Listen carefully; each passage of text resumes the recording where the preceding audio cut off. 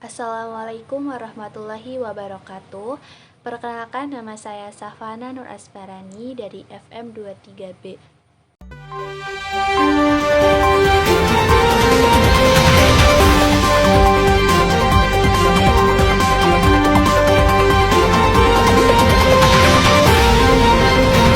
Riset Kesehatan Dasar Kemenkes tahun 2013 hingga tahun 2021 mencatat jumlah penderita diabetes meningkat hingga 19 juta kasus, di mana mayoritas. Dalam beberapa waktu terakhir, kasus diabetes pada anak mengalami peningkatan. Mahardika Maskur Firdaus menderita diabetes mellitus tipe 1. Devika Aurelia Islami menderita diabetes mellitus tipe 2 sejak berusia 12 tahun. Data Ikatan Dokter Anak Indonesia menunjukkan prevalensi diabetes anak pada tahun 2000 adalah 0,004 per 100.000 penduduk.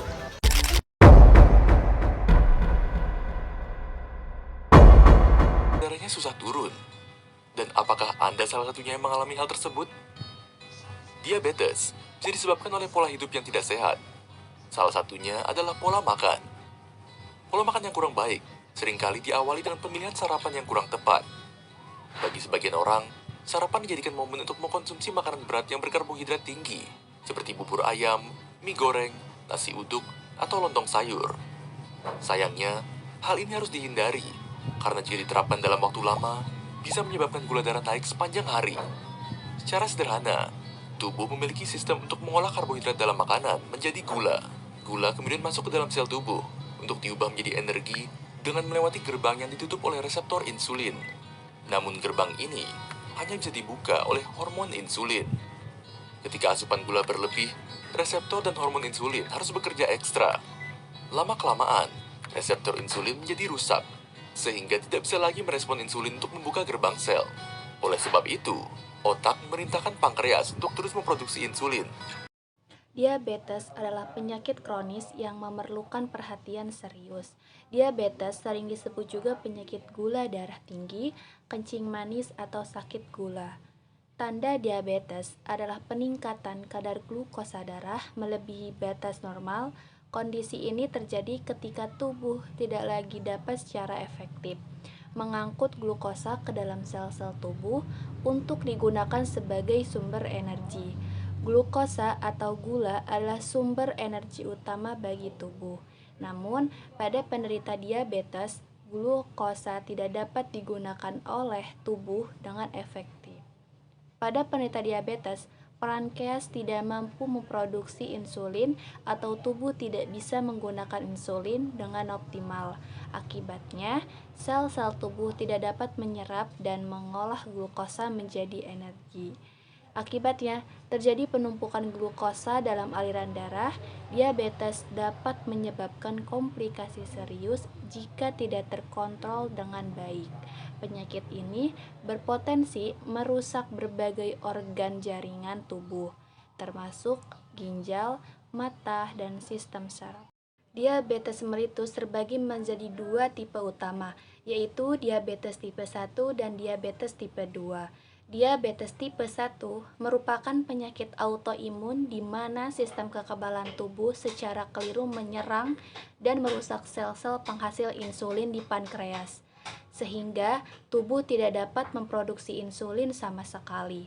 Diabetes tipe 2, pada tipe ini, tubuh tidak memproduksi cukup insulin atau sel-sel tubuh tidak merespon insulin dengan baik atau resistensi insulin. Akibatnya, kadar glukosa darah menjadi tinggi karena glukosa tidak dapat digunakan dengan efisien sebagai sumber energi.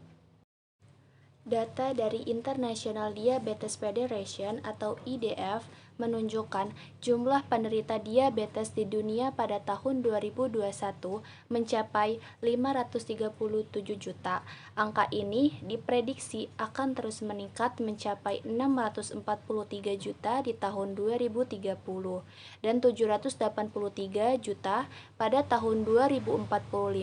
Menurut IDF, Indonesia menduduki peringkat kelima negara dengan jumlah diabetes terbanyak dengan 19,5 juta penderita di tahun 2021 dan diprediksi akan menjadi 28,6 juta pada 2045. Prevalensi diabetes sebesar 10,6%.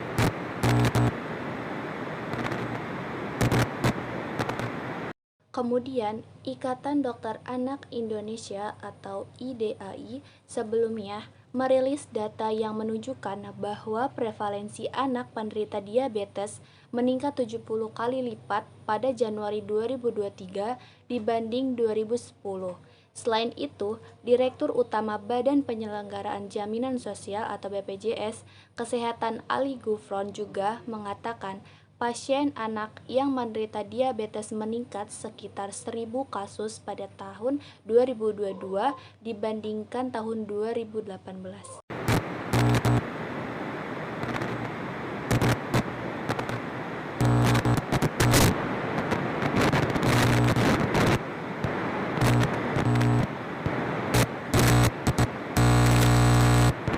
Meskipun faktor risiko seperti riwayat keluarga dan ras tidak dapat diubah, tapi ada faktor risiko lain yang dapat dicegah sedari dini melalui penerapan hidup sehat.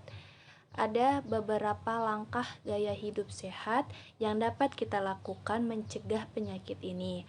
Antara lain, yang pertama, mempertahankan berat badan ideal dengan mengonsumsi makanan rendah lemak.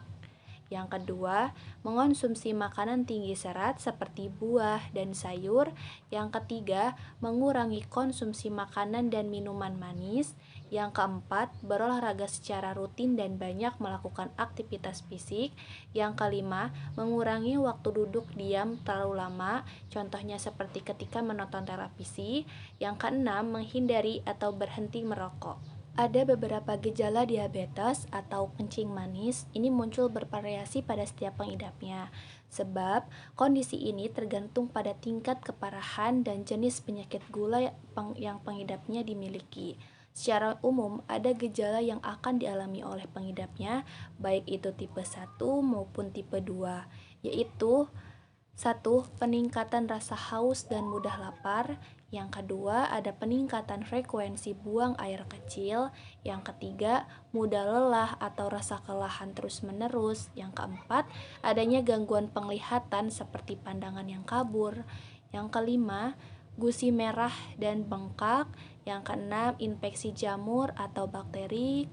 Ketujuh, kesemutan. Kedelapan, kulit kering. 9, lemas dan sakit kepala. Yang 10, luka yang susah sembuh. Yang ke-11, mengalami PCOS. Yang ke-12, penurunan berat badan yang tidak jelas apa penyebabnya. Yang ke-13, kehadiran keton dalam urin menunjukkan bahwa tubuh menggunakan lemak sebagai sumber energi utama karena kekurangan insulin.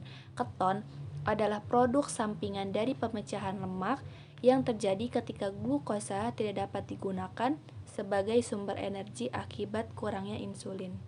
Pengobatan disesuaikan dengan sakit gula yang alami. Terapi insulin menjadi salah satu pengobatan oleh pengidap kondisi ini, baik tipe 1 maupun tipe 2. Namun, umumnya ada beberapa perawatan yang harus dilakukan untuk menurunkan resiko diabetes, seperti 1. Menerapkan pola makan sehat. Jika mengalami penyakit diabetes, sebaiknya atur kembali pola makan yang sehat. Fokuskan pada asupan buah, sayur, protein tanpa lemak, dan juga biji-bijian. Tidak hanya itu, juga perlu mengonsumsi serat dan mengurangi beberapa jenis makanan, seperti makanan yang mengandung lemak jenuh, karbohidrat olahan, hingga pemanis buatan. Yang kedua, rutin melakukan aktivitas fisik. Setiap orang tentunya membutuhkan aktivitas fisik untuk menjaga kesehatan tetap optimal, termasuk pengidap diabetes. Olahraga menjadi satu kegiatan yang bisa dilakukan untuk menurunkan kadar gula darah dengan mengubahnya menjadi energi dan meningkatkan sensitivitas sel terhadap insulin. Contohnya, bisa memilih untuk melakukan olahraga ringan seperti berjalan kaki, berenang, atau bersepeda. Yang ketiga, menjaga berat badan ideal. Yang keempat, pemantauan gula darah. Thank